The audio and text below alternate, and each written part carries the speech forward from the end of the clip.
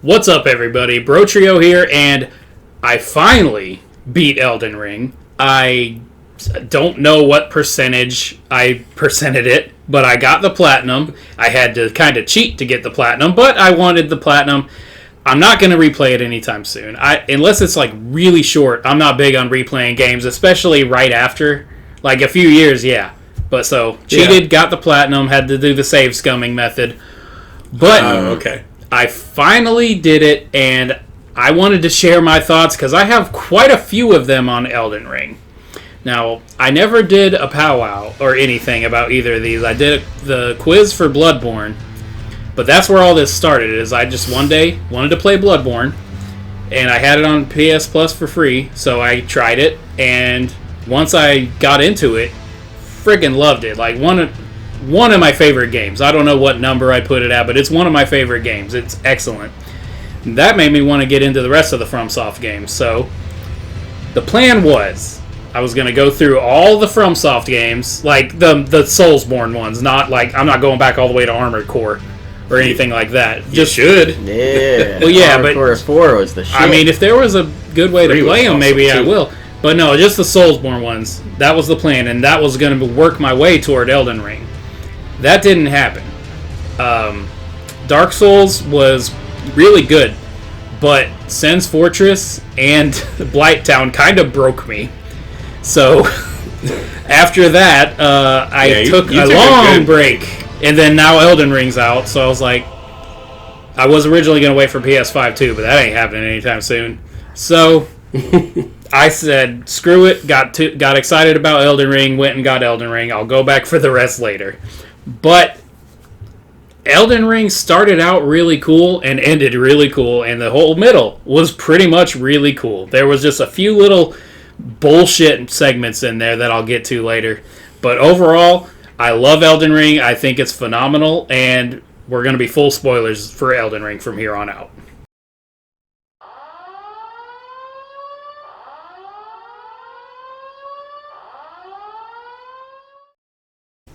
I'm going to start with the Overworld, which open world games are pretty much my favorite genre. Like, it doesn't super matter what kind of game they are, but if it's a good, fun open world, then I'm probably going to be into it. Elden Ring hit that in a lot of ways, but in a few ways it didn't. But the ways it did hit, it hit better than most in the industry did. Like, the Overworld bosses are like, like Hinox and stuff like that from Breath of the Wild. Yeah. Mm-hmm. There's those, but there's a much wider variety. Okay, So- well, that's good already. You'll definitely have repeats and stronger repeats, and then Elden Ring's biggest sin is like, oh, we need a boss here. We didn't think of one, so you just fight two. And it's just two of these tree guardians. And then you gotta go fight them. And it's annoying when... I don't know. It's just like... outside of the summons, there's no way to not get overwhelmed by these guys when you're fighting two of the bosses, because like they... And a lot of people hate on the summons. I use them quite a bit. I would normally try the boss without it first. But then if the boss kicked my ass a few times, then it was like, okay, I just need this guy to distract him for half a second so I can fucking move. What is a summon? Is it like Final Fantasy? They come in, do an attack, and leave? Or is They it stick around till they die, or like the battle Final ends? Fantasy X and you gain control of them? You don't gain control of them. They're controlled by AI, and they stick around until the boss dies, you die, or they die. Okay.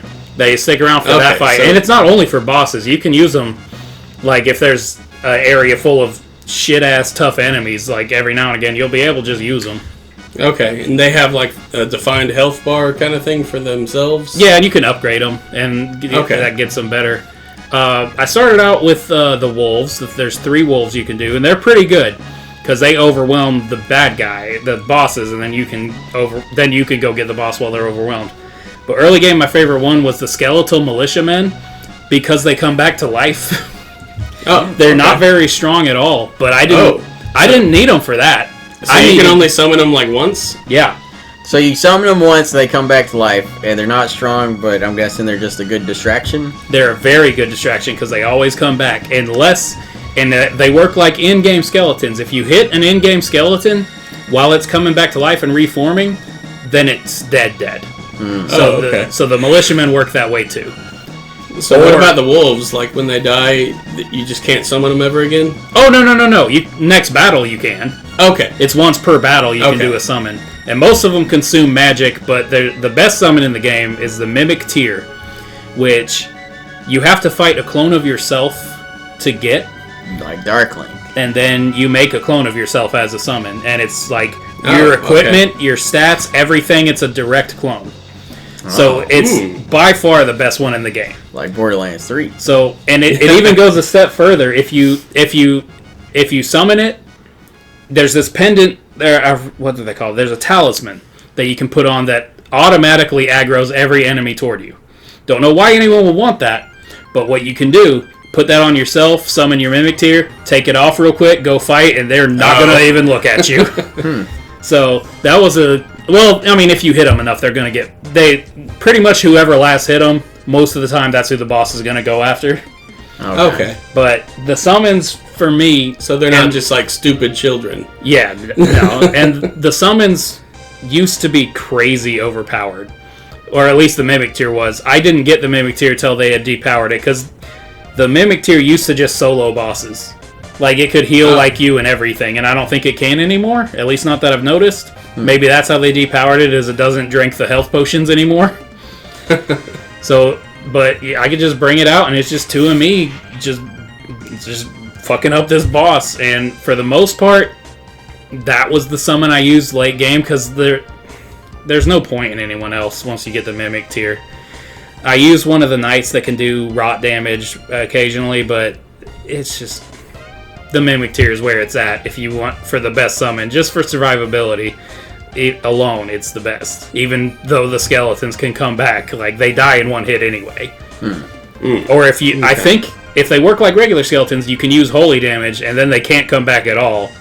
So I don't know if the summons work like that or not, but that's how the skeletons in-game work. You either kill the Necromancer if there is one around, or kill them while they're coming back, or if you kill them with holy damage, they're just outright dead. Okay. Now, another thing, and I'm not going to try to like hammer against Breath of the Wild or anything. I love that game, but you know how like you pretty much know when you're going to fight a Hinox.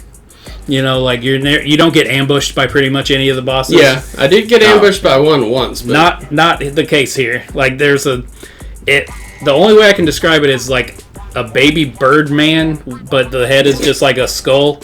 It's called a death bird, and I think it's just because it's a skull, but it looks like a baby bird to me. I think it's just because it's just a skull, so it looks really small or something weird. But it's just like, I was just moseying along, and he only pops up at night. But I was just moseying along, and I heard a caw or something, and got whacked with something, and then the big-ass boss health bar popped up called the Death Bird. I was like, oh, fuck. And so he kicked my ass. And then, I tried it again. I eventually got him. He's not like one of the best bosses in the game, but that's the first ambush of a boss I ran into in this game, not the last. And most of them you can see coming. But this game would like... So Skyrim, it's a great open world game, but the combat's not the best. Right. And that's not the case in this. And that's not normally the case these days anyway. I don't think, at least in the ones I play. But the combat is absolutely sublime. I still prefer Bloodborne's more aggressive style. This is definitely like spiritual successor to Dark Souls kind of thing. But that also leads to a lot more build variety. So Dark Souls, the only build variety from pretty much, I think, is choosing your weapons. And you have to be spec'd for that weapon. But this one has a ton more weapons, so maybe that's just why it feels like there's more. It's not just like... if Bloodborne had 80, this has like 150 weapons. I don't know how many weapons Bloodborne had offhand.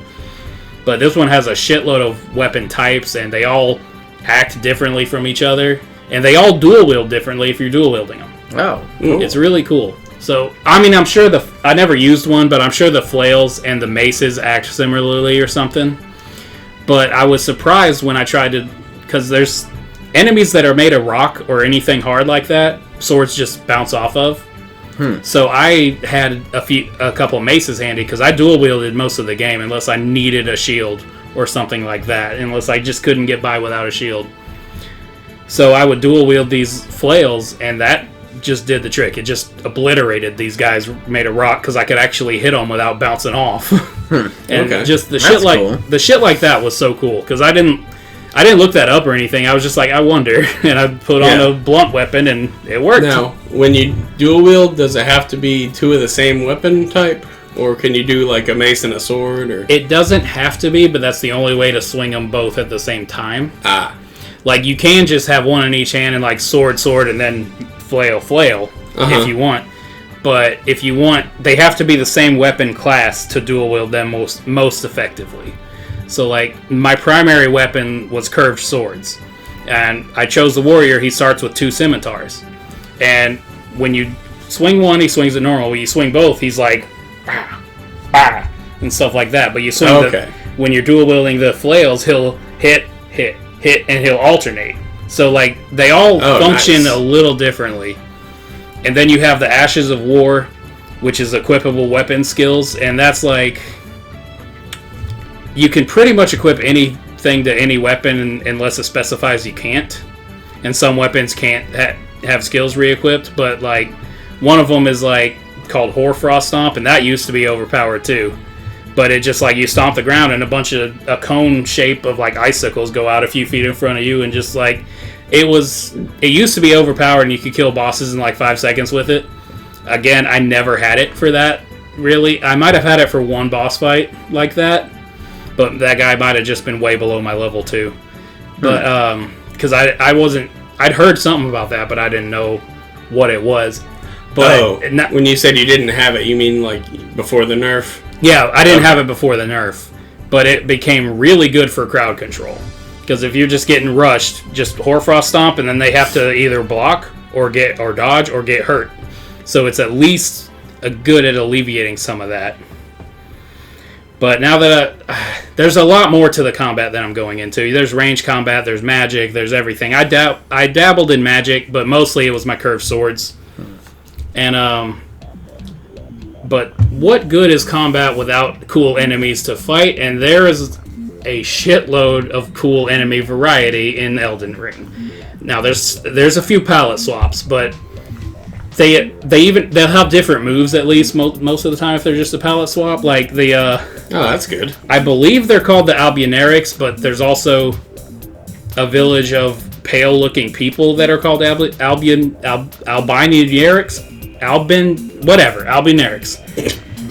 But there's basically these little like bipedal frog-looking dudes, or like really tadpoles, not like frogs. They're just weird-looking, and they just cartwheel around. So, I don't know why, but they just like most of the time they're trying to fight you, they just start doing cartwheels and they cartwheel into you and hit you with their clubs or whatever. But the red variant, that's an impressive battle tactic. Yeah, it's odd. I don't understand it. They're not fit looking. They're portly little dudes. You can get one of their heads as a helmet, and that's hilarious.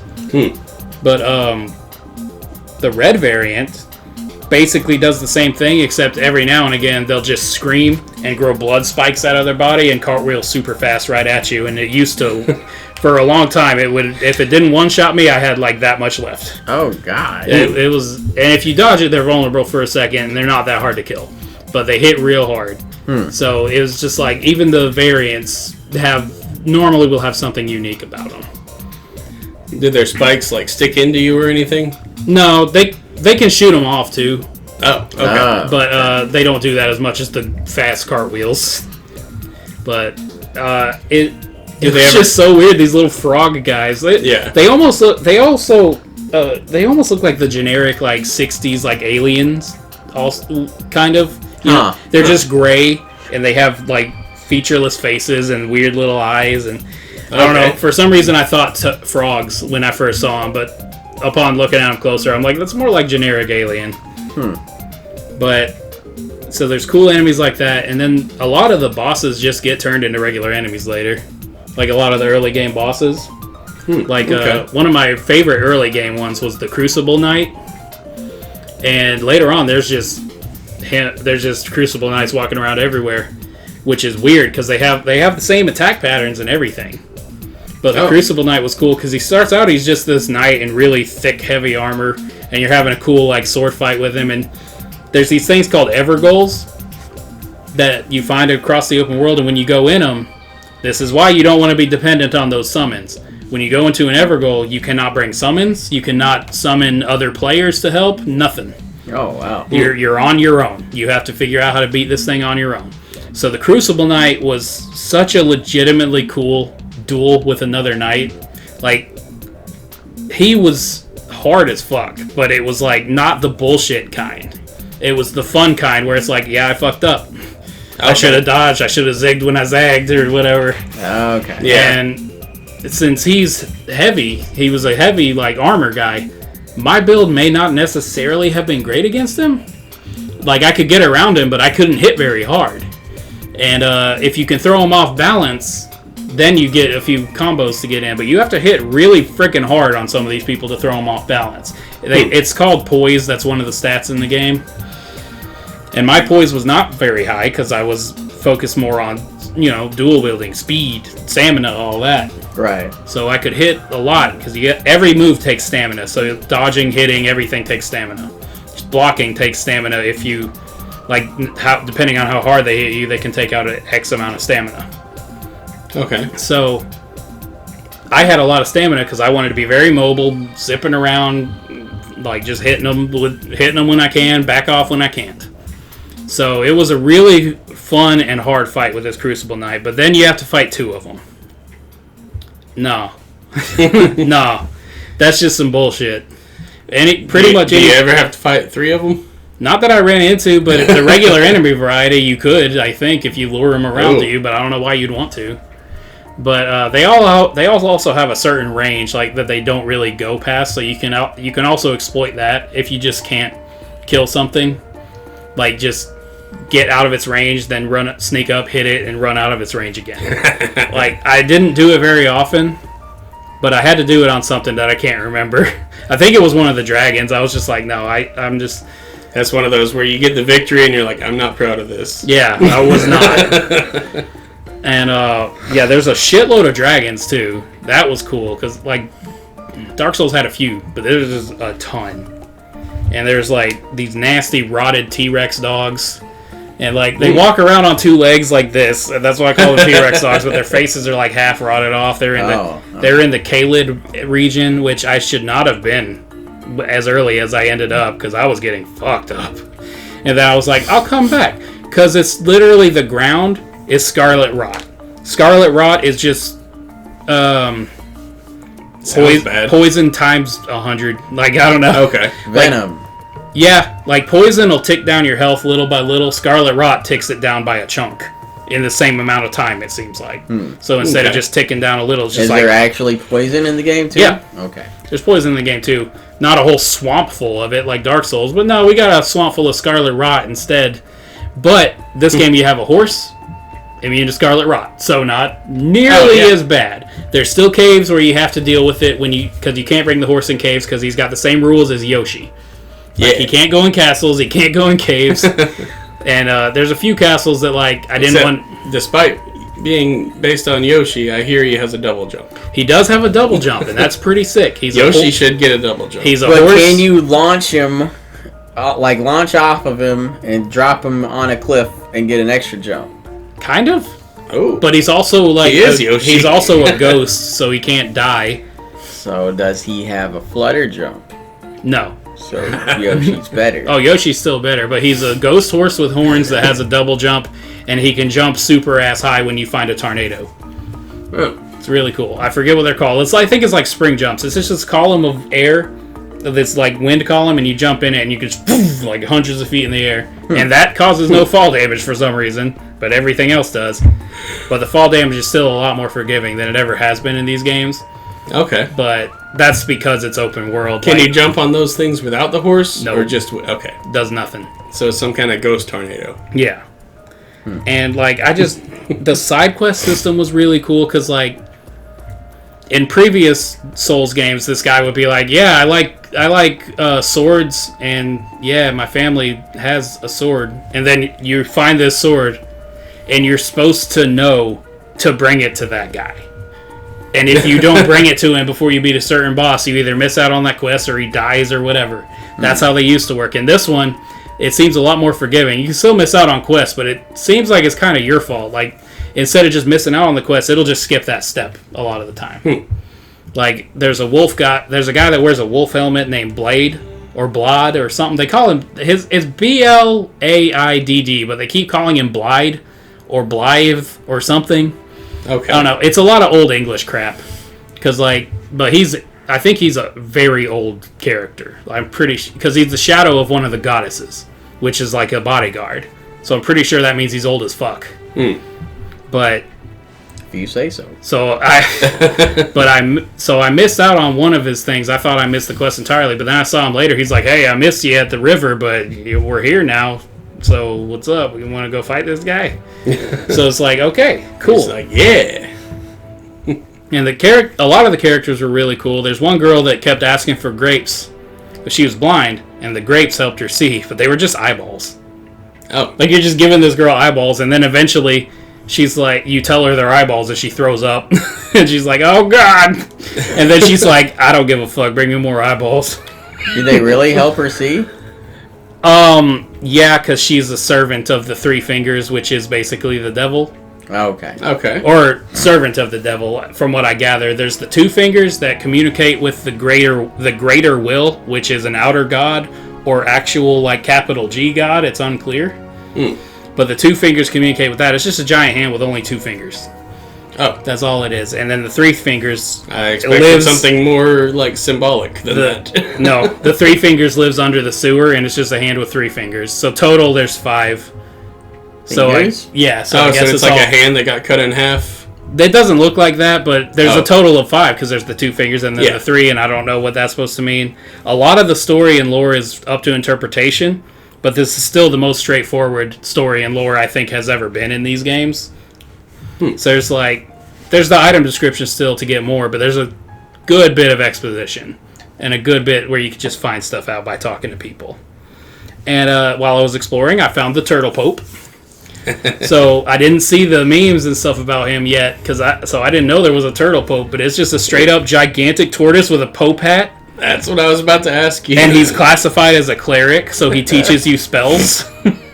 If you find spell books, you bring it to him, and he'll translate them and teach you the spells. So you can keep expanding the spells you learn from Turtle Pope. So you bring him a book, and he's just like, this is how you do a healing spell. Basically. Is he actually called Turtle Pope?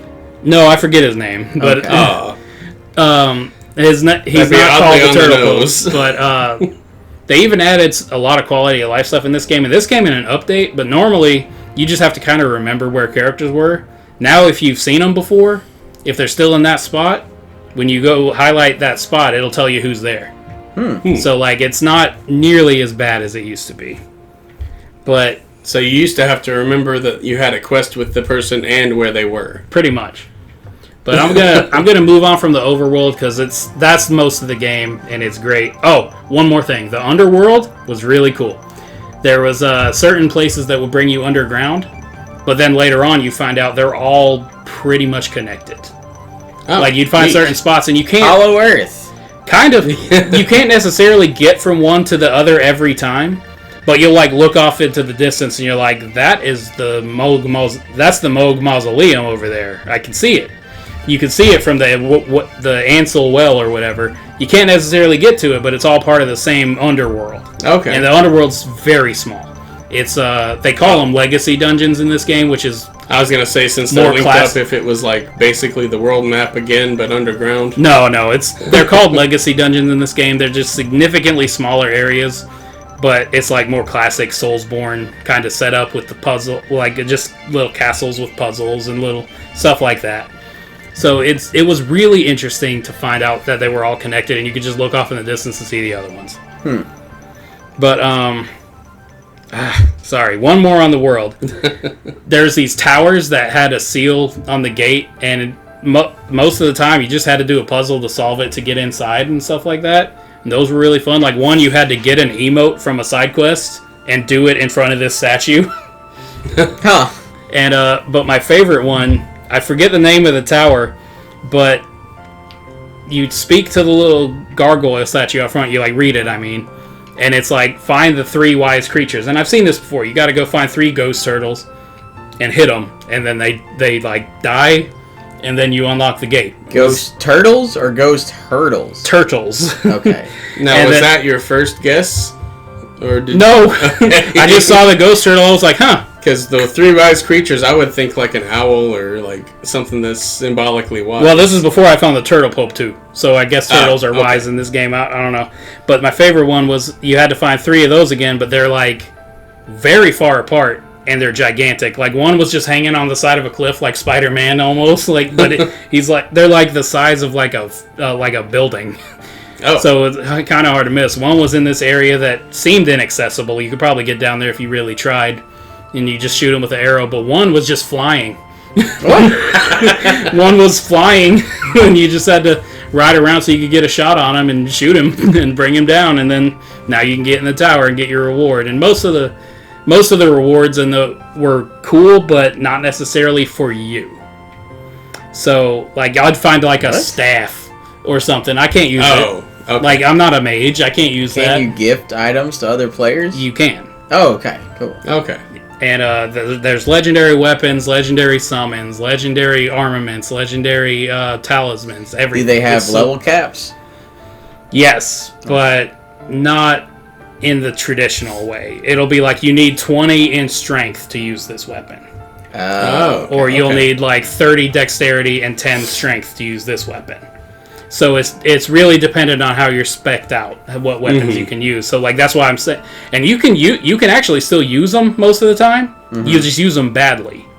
Okay. Like if you're not spec'd in it, like instead of like if you're using a greatsword that you're not spec'd in, instead of just going vroom like normal, he'll be like and hit like really weakly. And it's a pretty cool system. Borderlands should adapt that system. If you're like too weak to use it, a gun that you pick up, you just suck at it. How would you suck at a gun though? Like it misses most of the time or something. I guess that doesn't make sense there. But anyway, I'm gonna move on to bosses now, and I'm gonna cover story last. So bosses, my favorite was Mergot, I think is how you pronounce it. Mergot the Fell Omen. He was like, I don't know how many times I fought him, but it was a lot. Snake Face? No, he's not one of my favorites, but I like him. I like his cutscene and how his design and everything. But Morgot, whatever it is, was so fun. He was very big, so I thought he'd be slow, and he walked out on a cane, but then he squeezed the cane exploded, and now it's a sword. He Willy Wonka'd your ass. He Willy Wonka'd my ass. And so now I've got to fight now, and he's really fast. And he's always lobbing holy magic at you and shit like that. And but one of his attacks, he'll just slam on the ground and it'll rain golden swords from the sky above and around him for felt like 15 to 20 seconds. Wow. So if you're caught in that, you're just getting consistently fucked up. But my dodges were real good. So I was just like, whoop. Like anytime I got killed by it once, and then anytime I saw him go there and slam, I was like, got out of there. And then even then, I just kind of had to wait till he was done because I can't approach him. I guess I could have got a few arrows in him in that time, but it's not really worth the effort. Yeah. Okay. So he was really fun. He was really cool. One of the main story bosses that you have to fight. He was guarding the entrance to the Erd Tree, which is basically the Tree of Life from like Norse shit. Like Yggdrasil. Yeah. It's just this giant glowing ethereal tree that you can always see, unless you're underground. But you can always see it. So, and it represents the greater will, I think. Anyway, so Mergot was cool. What's his name? Margit, also cool. Pretty sure they're brothers. Don't know. Then Mergot and Margit. Yeah. Sounds like brothers. I mean, if it's going off of Lord of the Rings naming things, then it's pretty accurate. Yeah, so the whole goal in this game was to go kill all the demigods. Because they're protecting...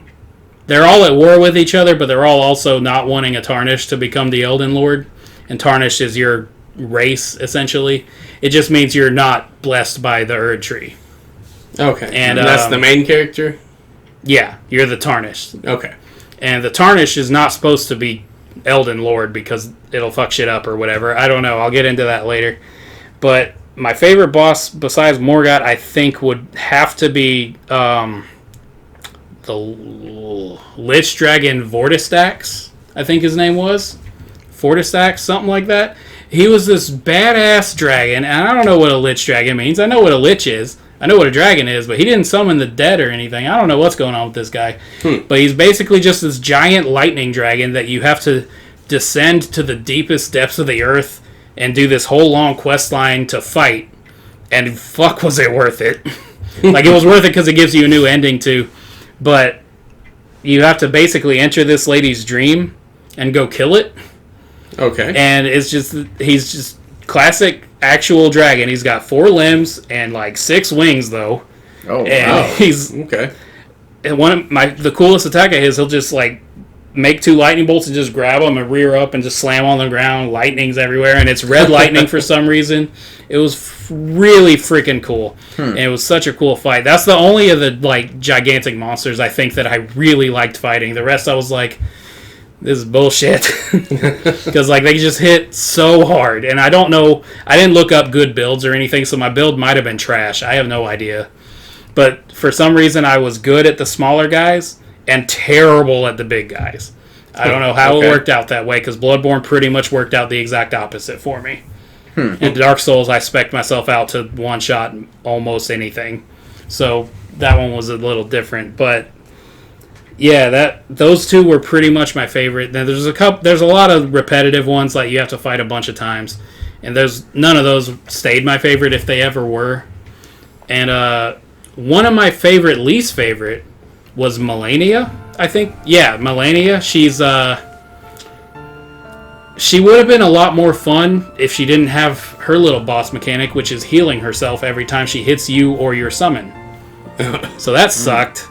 Because she's very fast. Yeah, that sounds like it would be hard. She doesn't hit that hard compared to like Star Scourge Radon or anyone like that. Star Scourge Radon is this giant ogre man. What does she attack with? Does she have claws like Wolverine? She's got a prosthetic arm and it's got a sword in it.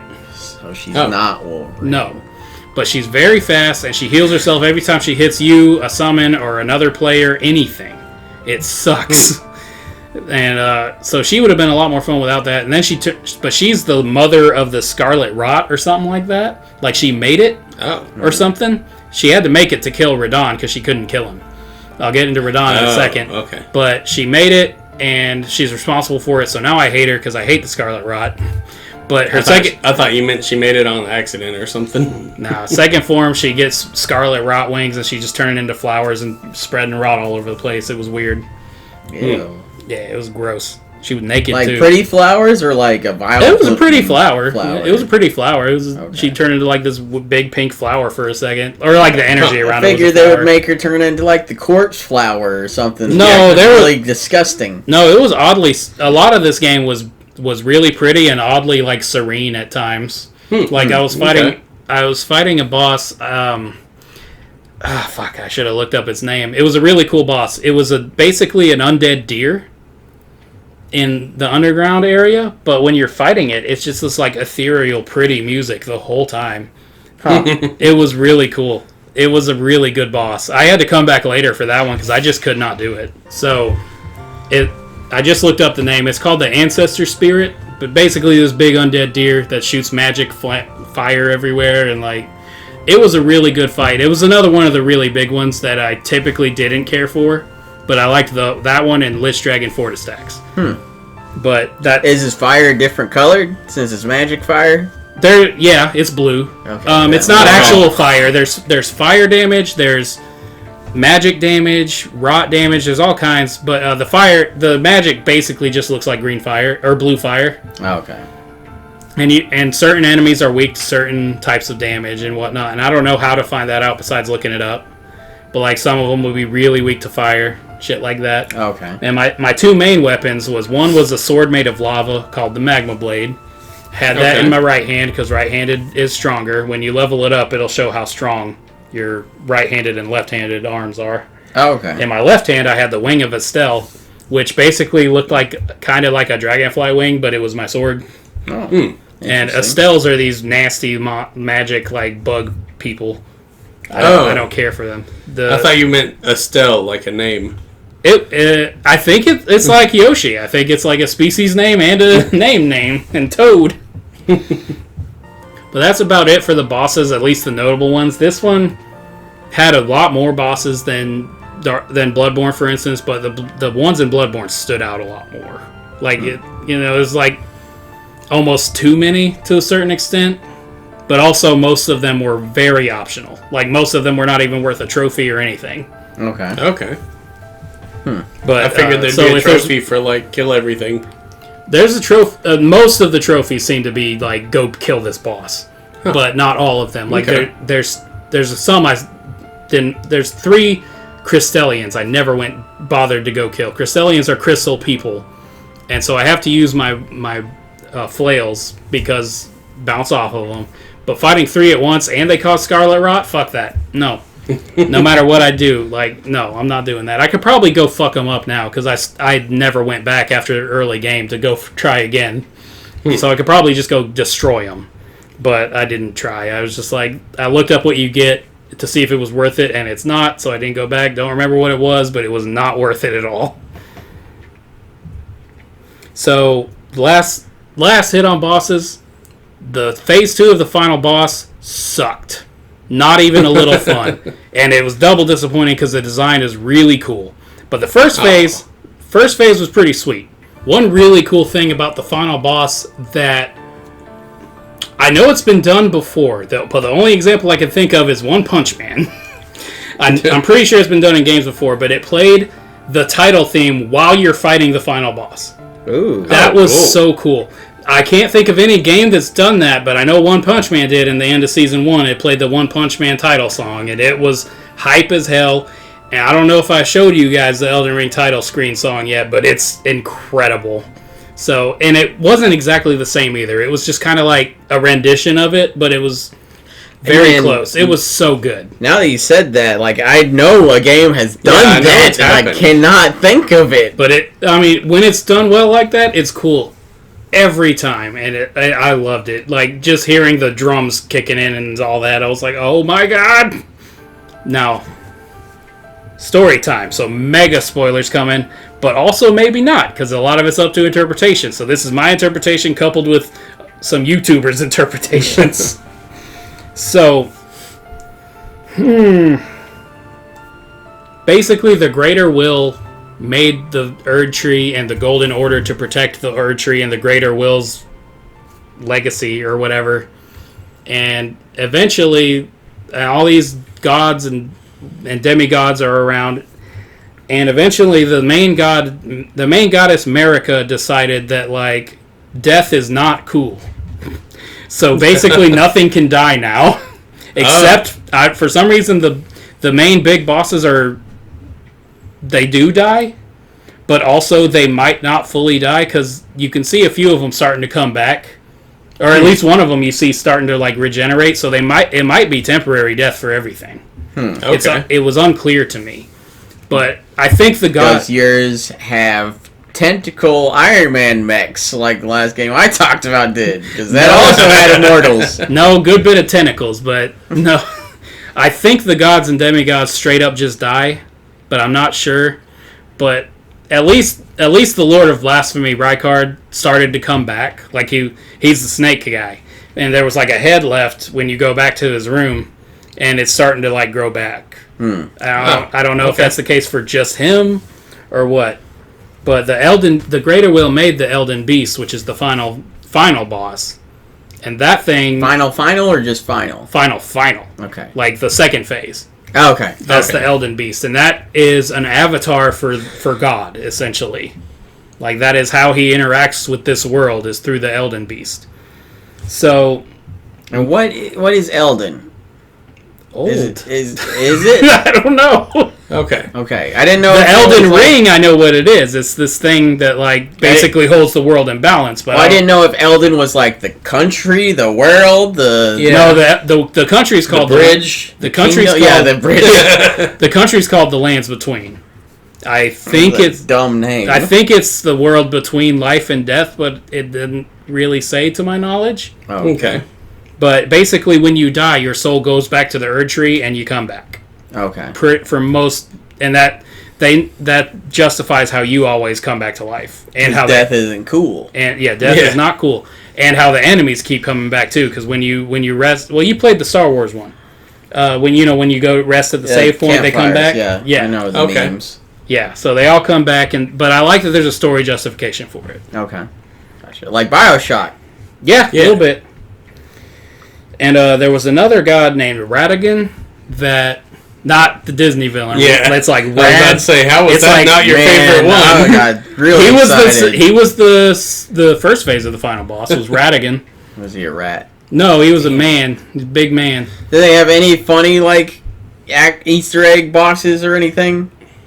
There was one guy that was Turtle Pope said cowabunga and pulls out some nunchucks and beats your ass. There was one guy, and I didn't fight him till late game, so I kicked his ass, and I don't know if I was supposed to, but he was if I'm this tall, he was this tall, and I just kicked the shit out of him, and his attacks did nothing. I don't know if that was an intentional joke character or what. Okay. Anyway, so Radigan. Basically, America had married somebody.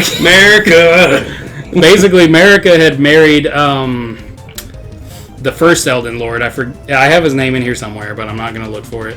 But she married the first Elden Lord, and they started making babies, and the babies were demigods, but only Imperiums can inherit the throne, and Imperiums have to be spawned from a singular god.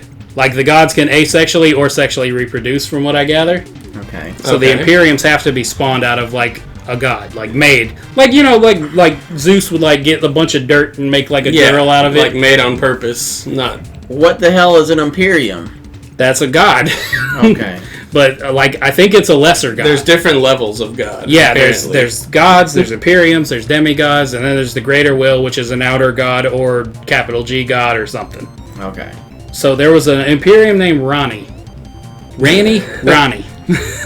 It's the blue chick from the trailers, if you've seen her. Nope. But there's this blue chick, and she's got a half a ghost, a regular face and a half ghost face. Yes. Yeah. And is she the one that hugs you? No, that's Fia. She's part of the quest line where you fight the Lith Dragon that I liked. Okay. But Ronnie did not like the way the world was set up, because death means nothing and everyone was going insane from their immortality. So she decided to hatch an assassination plot on all the gods called the Night of Black Knives, where she made the gods vulnerable, and a lot of them got murdered by the Black Knives gang. And it was all orchestrated by Ronnie. And that's where Godwin died. I don't know. Godwin died. That was a significant thing in the opening. I don't know much about him. And in a fit of rage, it seems like either Mergot or Radon destroyed the Elden Ring, which threw the world into absolute chaos. But also, Mergot and Radon are the same person. Oh. So I'm guessing they know they're the same person. Yes. Okay. But there was a big controversy because Mergot left her husband to be with Radon, and no one else knew that they were the same person. But Mergot was just I'm done, and kicked her husband out into the Badlands and called him Tarnished. So he's the first Tarnished because for some reason the light of the Erd Tree faded from his eyes. So he became the first Tarnished, and that's where Tarnished came in.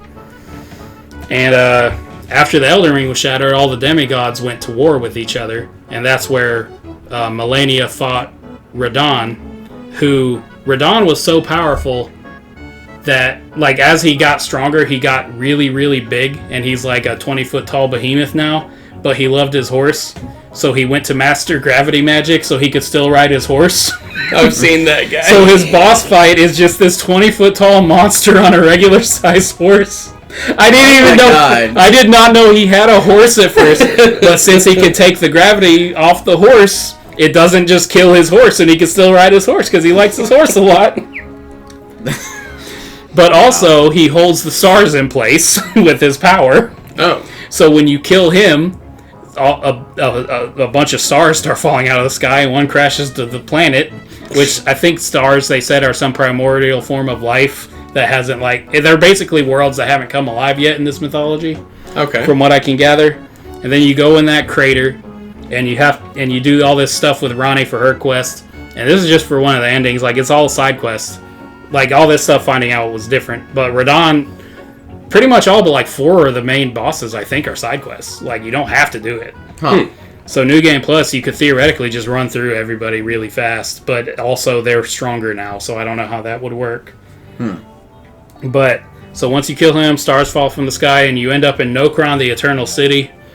And that's underground. And that's where you find the curse mark that Ronnie used when she orchestrated the Night of Black Knives, but then, or you found half of it or something, and then you have to find her body, which she discarded and put herself in like a puppet, basically, like Gino or some shit.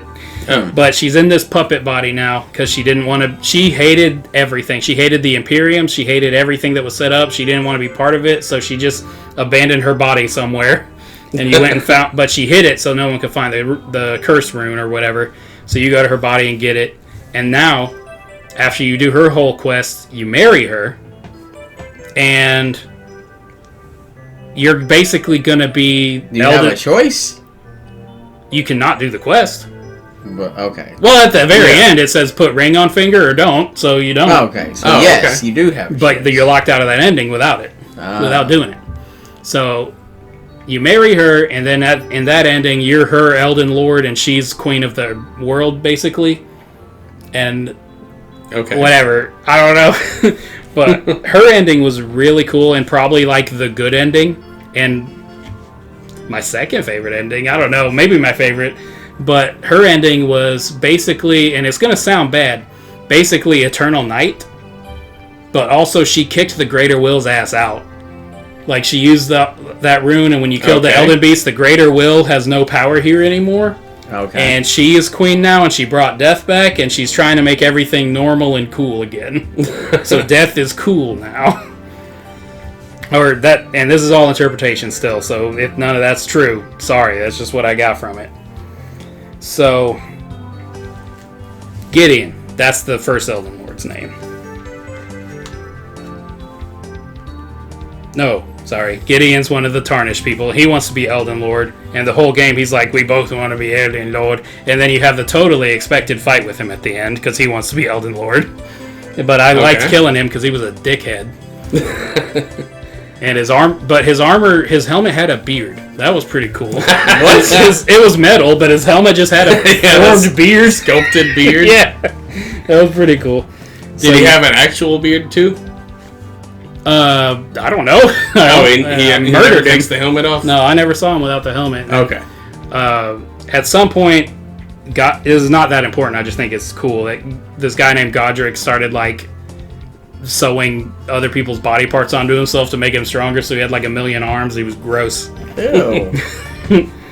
But then Melina fought Radon, infected him with Scarlet Rot, and that made him legitimately insane. Like, years of suffering with Scarlet Rot and not dying just made him crazy, and he was basically a wild animal when you went and killed him. Like, it said in his introduction, like, he just is one meal to the next, one fight to the next, no thought.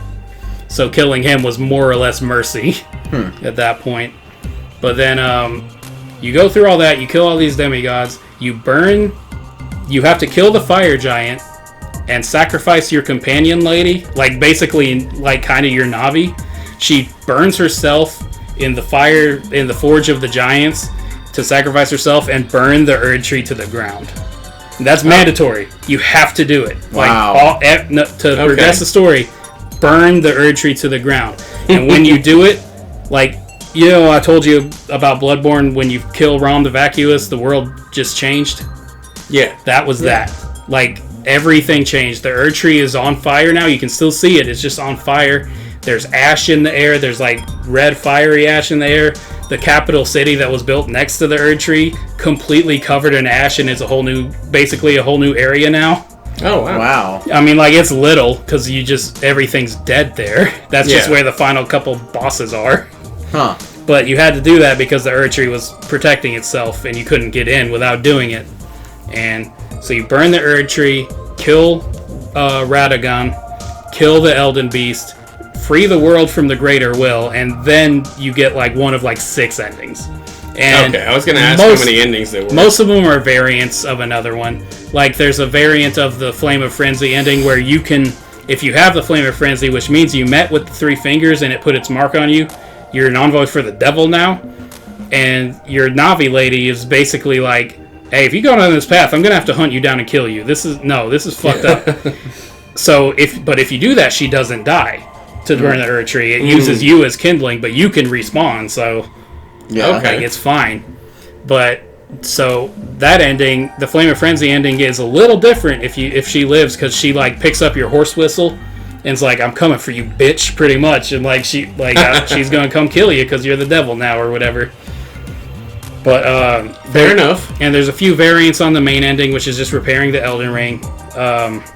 Like Age of the Duskborn is doing Fia's quest, and it's just like, I think it's just Death is back, but everything else is normal.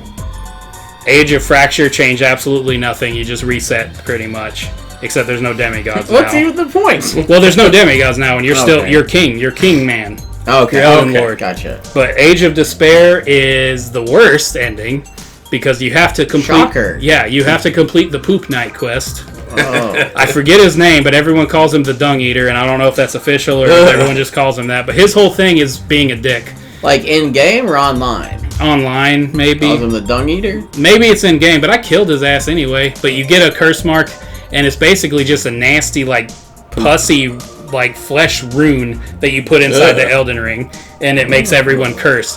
His whole thing is he's a Tarnished, but he likes to kill other Tarnished and violate their bodies to the extent that their soul does not go back to the Erd Tree.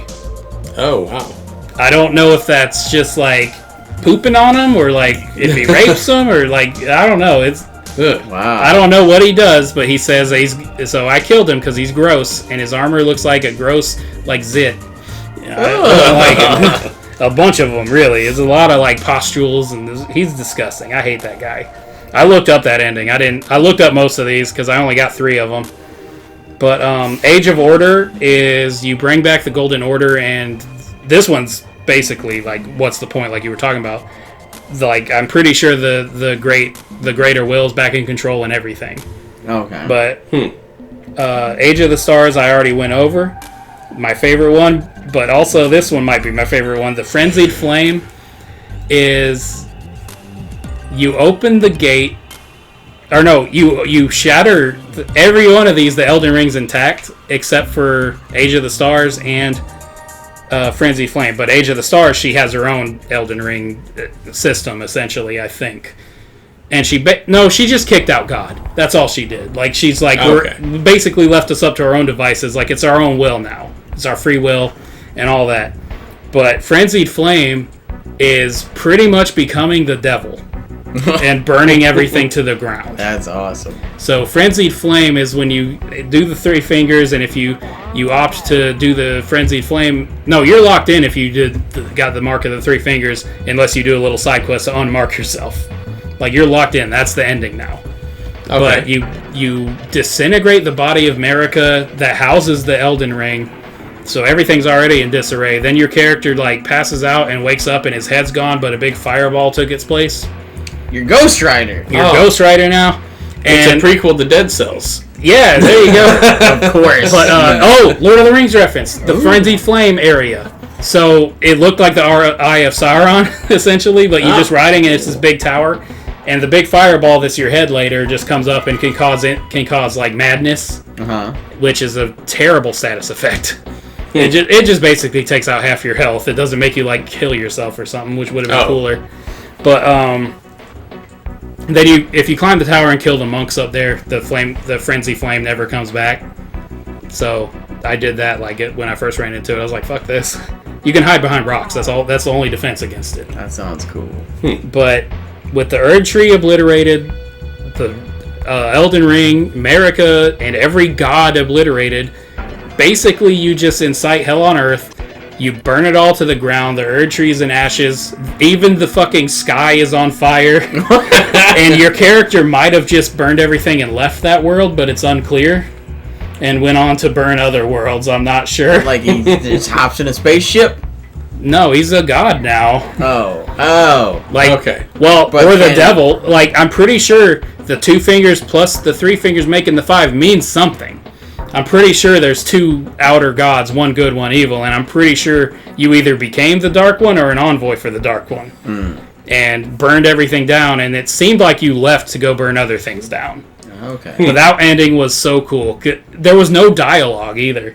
All the other ones had a little bit of dialogue. Was it playing like heavy metal? It was playing like dark ass, like intense music, and I think you laughed and then you did this and your body lit on fire and did that and everything lit on fire and then it just cut to the whole world and the sky on fire and the Elden tree was like on fire and shattered.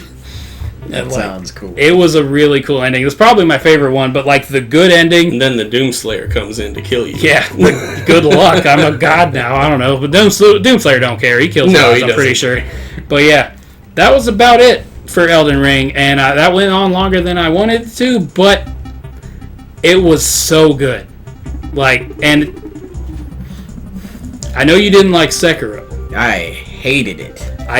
But you might like Elden Ring, especially because you can. If you don't like how you're built, you can build yourself a different way. I'm gonna try. You can respec Elden Ring, but you like. Is there a cost to it or anything? You can just do it in any time. You have to give. You have to give the lady, one of the bosses that you just beat her into submission, and now she's your respec lady.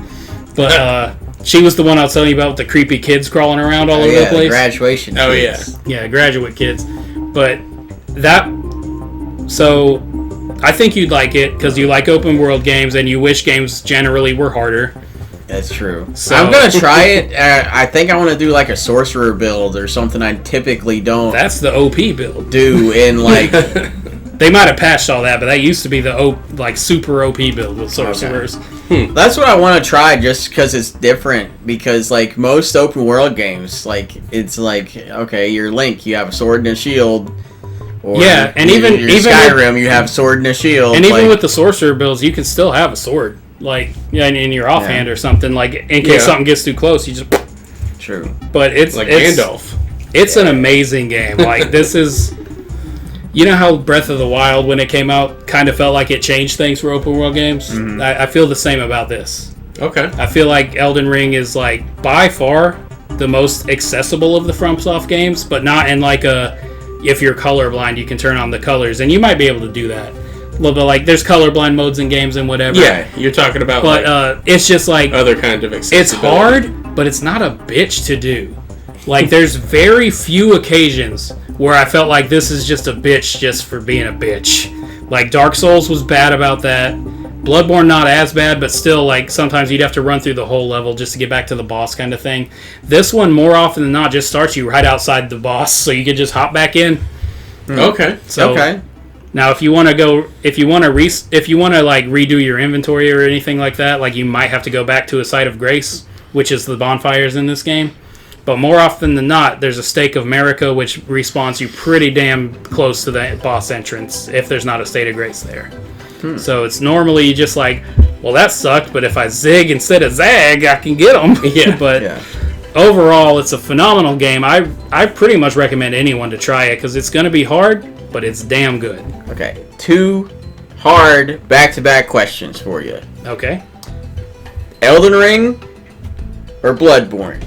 Oh, Bloodborne. Bloodborne? Still Bloodborne. Okay. Like, that easily? There's things I like better about Elden Ring, but overall, I like the Bloodborne combat, the world, the story, and the monsters better. Okay. But, I mean, Elden Ring with the build variety has, like, that. It was close. I already made. If you'd asked me while I was still playing through Elden Ring, or yesterday even, I might have had a harder time. But with time to think on it, I was like, yeah, Bloodborne's still king for the FromSoft games. Second hard question, but possibly easier. Of your top 5 open world games, is Elden Ring in the top 5? Oh, probably. Okay. Like low top 5 or high top 5? I'm thinking number 3 for right now. Ooh. I mean, name some open world games and I might change my mind, but like I think it's Breath of the Wild, Red Dead, Elden Ring. Okay. So is it good open world? Oh, I love there's it. like a lot to do that's meaningful? Yeah, it's or not... is it like, not to take a dump on Ghost of Tsushima, but there was a lot going on in that one, and it was really just like, this is collectibles to collect them. Yeah, there's not really that. Okay. I mean, if you find something that, if there's something that's a pointless collectible, it would be weapons that you're not spec'd to use. Mm-hmm. But that would be about it. But even then, you don't have to, there's no reason to collect them unless you just want to. Okay. Except for the legendary weapons have a trophy. Okay. And definitely easier question. Is there a dog and can you pet it? There are several dogs, but most of them are decomposed and gross and cause bleed damage or rot damage. So I recommend... That does not answer the question. You pet them with your sword, and then they fall asleep. Okay. No, there's not pettable dogs in this game. There's only horrible nightmare dogs. And a really good double jump horse.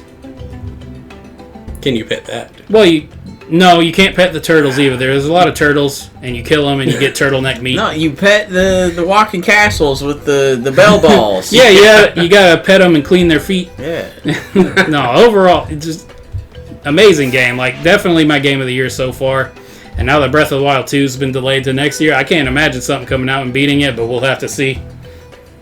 It's going to be a rumble in the jungle between you and me for Bro Trio's Game of the Year. Unless Aaron has something that just sparks his interest. I need to play a game that comes out this year.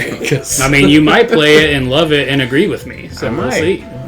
But that was Scotty's thoughts on Elden Ring, and I'm looking forward to borrowing his copy and hopping into it to see if I like it or like if I don't care for it at all. Because from everything I've seen, it looks pretty interesting. Let us know in the comments what you've been doing in Elden Ring. Are you liking it? Is it your favorite FromSoft game? Is it your favorite open world game? Let us know. We'd love to hear it. Don't forget to like and subscribe and everything. And stay tuned to Bro Trio for more videos.